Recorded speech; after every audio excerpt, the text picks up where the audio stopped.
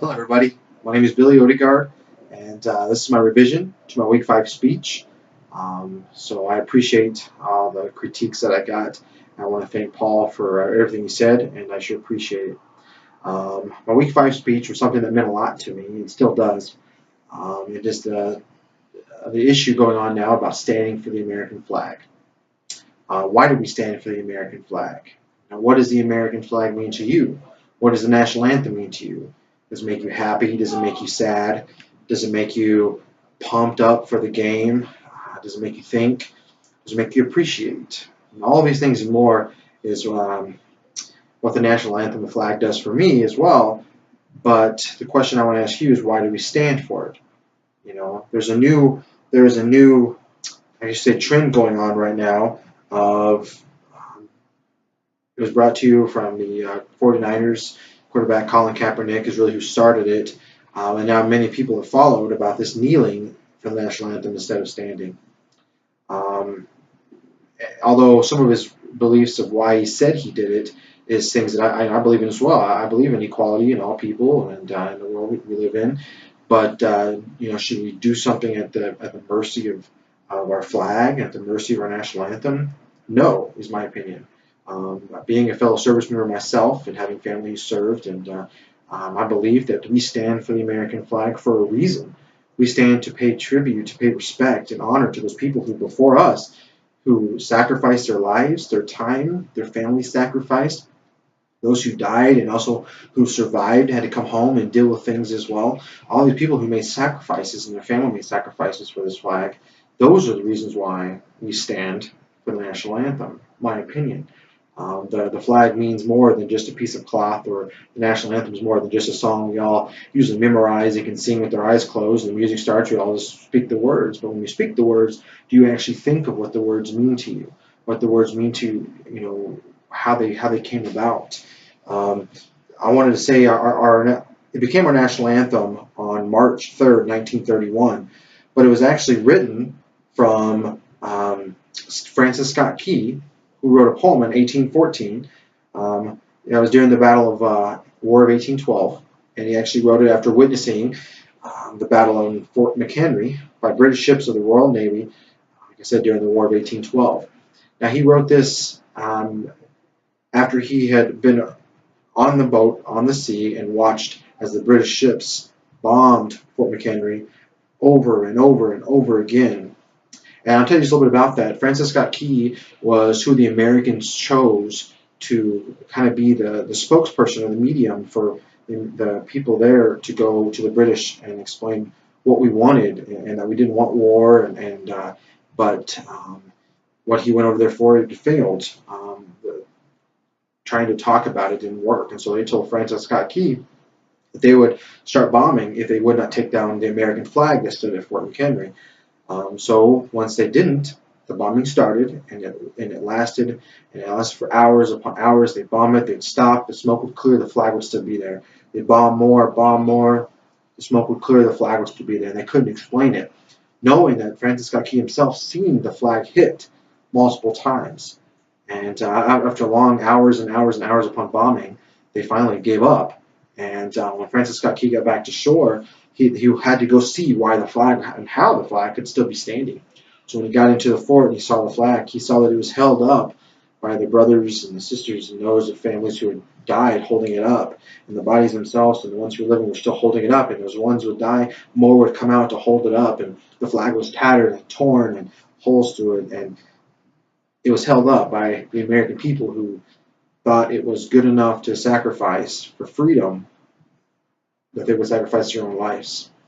Although this is a very sad story, that it pays one huge reason why he wrote the poem he did and why it is our national anthem, because seeing that, getting to experience that, seeing what kind of sacrifice firsthand it took for our American flag, and for that, it shows you more that the American flag is more than just a piece of cloth. The national anthem is more than just a song. It is something that is in every single one of our Americans' hearts and souls, and it's something that we should all stand beside. But that wasn't the only war. We lived through many major wars, and I'm just going to list a few. And one is the War of 1812, which was written The Civil War, Spanish-American War, World War I, World War II, Korean War, Vietnam War, of course, and now the Iraq and Afghanistan War. All those wars, even since 1912, many men and many women have given their lives or have sacrificed something to our country and for our freedom.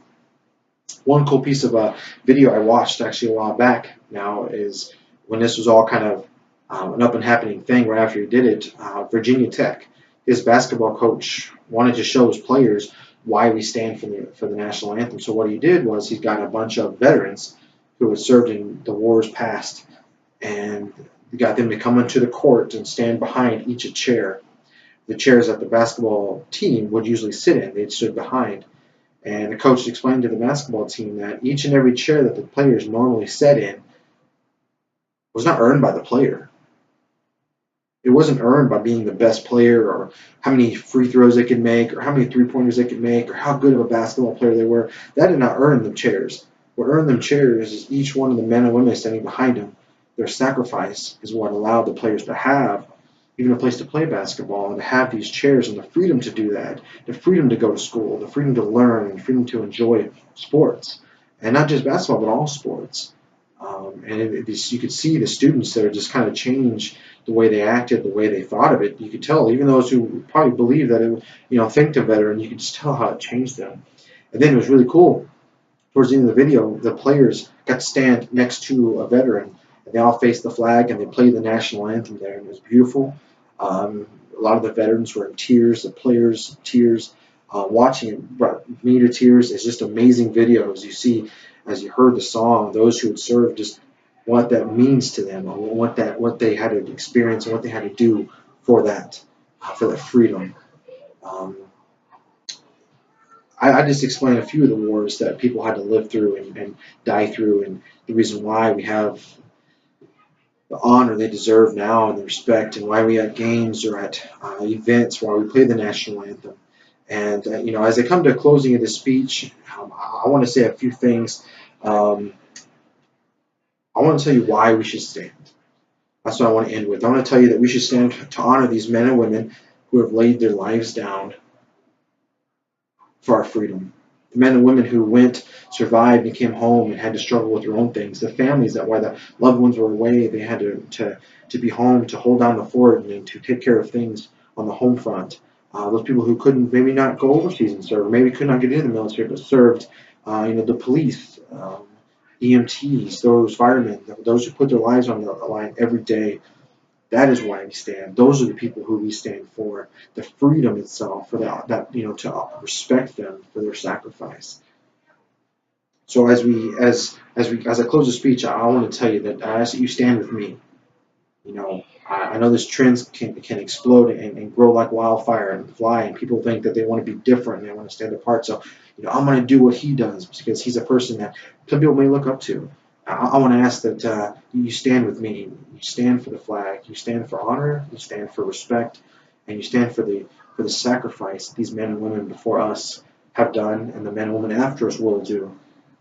Teach the future generations of why we stand, why that sacrifice is so special for us, and it has done so much for us. It gave us our freedom from the very first war we had until now, and the wars to come. Stand for the people who sacrifice themselves and become selfless in that act. I thank you for listening, and I hope you enjoyed. I hope that next time you hear the national anthem that it'll mean more than just a song, or you see the flag, it'll mean more than just a piece of cloth. I hope to you that it means what it means to me, and that's the sacrifice and the thankfulness I have for that flag and for those who sacrifice themselves so that I can have this freedom to even be in this class and talk to you. So thank you for listening. Thanks for a wonderful class, and I hope you enjoyed it.